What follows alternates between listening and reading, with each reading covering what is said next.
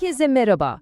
Bugün son 50 yıla damgasını vuran ekonomik sistemin nasıl çöktüğünü ve bu enkazdan yapay zeka ile nasıl yepyeni bir dünya kurabileceğimizi konuşacağız. Hazırsanız başlayalım çünkü bildiğimiz dünya gerçekten de temelden sarsılıyor. Konuya Beyaz Saray'ın en tepesinden gelen, belki de son yılların en önemli itirafıyla dalalım. ABD Ulusal Güvenlik Danışmanı Jake Sullivan'ın 2023'te çıktığı ve aynen şunu söyledi: Washington Uzlaşması sona erdi. 4 kelime ama bu 4 kelime neredeyse yarım asırdır küresel ekonomiyi şekillendiren bir devrin resmen bittiğinin ilanıydı. Peki bu bizim için ne anlama geliyor ve biz bu noktaya nasıl geldik?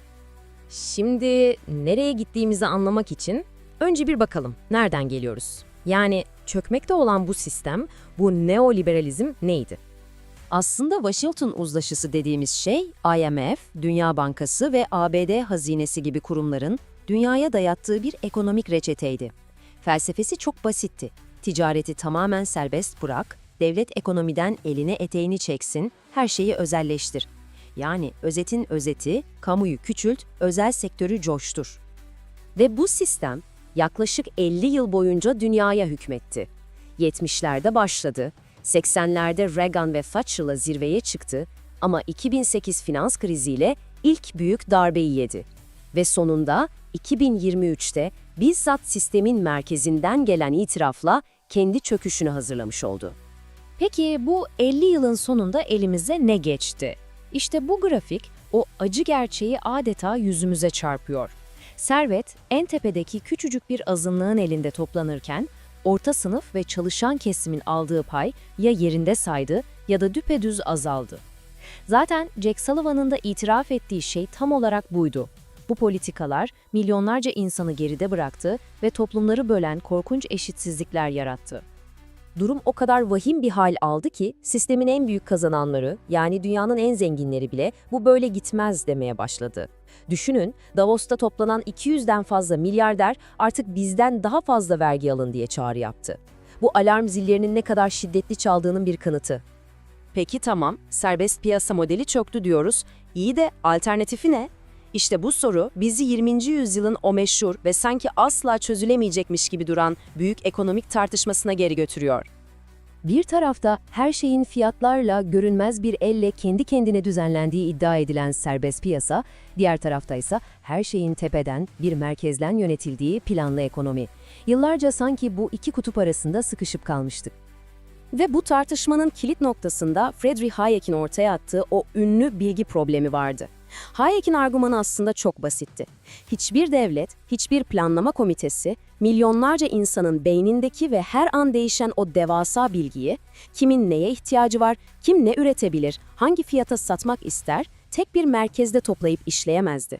Bu fikir, merkezi planlamaya karşı entelektüel bir knockout vuruşu gibiydi. Sovyetler Birliği'nin bu sorunu devasa bir bürokrasiyle çözme girişimi de bildiğimiz gibi kıtlık, israf ve en sonunda çöküşle sonuçlandı. Ama durun bir dakika. Ya 20. yüzyılda merkezi planlamayı imkansız kılan o temel kısıtlama, yani bilgi problemi artık geçerli değilse, ya o çözülemez denilen sorun artık çözülebiliyorsa, işte tam bu noktada sahneye yapay zeka giriyor ve kelimenin tam anlamıyla bütün oyunun kurallarını yeniden yazıyor. Şöyle bir şey hayal edin. Cebinizde Siri gibi basit bir asistan değil, sizin için çalışan hiper rasyonel bir ekonomist var. Ona sadece yeni bir kahve makinesi istiyorum diyorsunuz. O da anında aracıları, komisyoncuları, bütün o büyük pazar yerlerini atlayıp doğrudan üreticiyi buluyor. Hatta sizin gibi aynı makineyi isteyen yüzlerce kişiyi daha bulup hepiniz adına toplu pazarlık yapıyor ve en iyi fiyata, en iyi koşullarla siparişi veriyor. Bütün bunlar göz açıp kapayıncaya kadar oluyor. Şimdi bu inanılmaz gücü sadece bir kahve makinesi için değil, bütün bir ekonomi için kullandığınızı düşünün. İşte asıl devrim burada başlıyor. Yapay zeka, Sovyet planlamacılarının hayalini bile kuramadığı bir şeyi yapabilir. Milyarlarca insandan ve şirketten gelen veriyi anlık olarak işleyip bütün ekonomik sistemi gerçek zamanlı olarak koordine edebilir. Hayek'in o meşhur bilgi problemi var ya, işte o bu teknolojiyle resmen buharlaşıp uçar.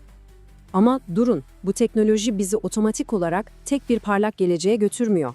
Tam tersi, insanlık olarak belki de tarihimizdeki en önemli yol ayrımına gelmiş durumdayız. Önümüzde iki temel yol var. Soru şu: Bu inanılmaz aracı, yani yapay zekayı eski özel kar sistemini daha da verimli hale getirmek için mi kullanacağız, yoksa kamu yararına dayalı, bolluk içinde yepyeni bir sistem inşa etmek için mi? Birinci yol, yani özel kar yolu, bizi şöyle bir yere götürebilir. Yapay zeka birkaç dev teknoloji şirketinin elinde toplanır. Evet, ekonomi inanılmaz verimli hale gelir ama bu verimlilikten doğan bütün zenginlik yine o küçük elitin cebine akar. Bu eşitsizliğin arşa çıktığı ve hayatımızın her alanının gözetim kapitalizmi tarafından kontrol edildiği bir gelecek demek. İkinci yol ise kamu yararı yolu. Bu senaryoda yapay zeka ve veri, internet gibi kamusal bir altyapı olarak görülür. Amaç kâr etmek değil, toplumun gerçek ihtiyaçlarını karşılamaktır. Otomasyon sayesinde yaratılan devasa zenginlik, sağlık, eğitim, herkese temel gelir gibi hizmetlere aktarılır. Planlama tepeden inme değil, herkesin katıldığı demokratik bir süreç haline gelir. Ama burada çok önemli bir tehlikenin altını çizmek zorundayız. Eğer bu güçlü planlama teknolojisi demokratik bir kontrol altında olmazsa otoriter ve baskıcı bir geleceğe de götürebilir. Eşitlikçi bir planlama yerine her adımımızı izleyen bir kontrol mekanizması kurulabilir. Bu asla göz ardı edemeyeceğimiz bir risk. İşte bütün bunlar bizi en nihai ve en önemli noktaya getiriyor. Teknoloji artık elimizde ama onu nasıl kullanacağımızın seçimi tamamen bize ait. Yani geldiğimiz nokta aslında şu. Yapay zeka sayesinde insanları ve kaynakları koordine etmek artık teknik bir sorun olmaktan çıkıyor. Bu durumda dünyadaki yoksulluğu, açlığı ve kıtlığı sürdürmek gerçekten teknik bir zorunluluk mu, yoksa bizim kolektif olarak ahlaki bir başarısızlığımız mı? Artık bir bolluk dünyası yaratacak araçlara sahip olduğumuza göre onu inşa etmeyi seçecek miyiz? İşte hepimizin ama hepimizin cevaplaması gereken asıl soru bu.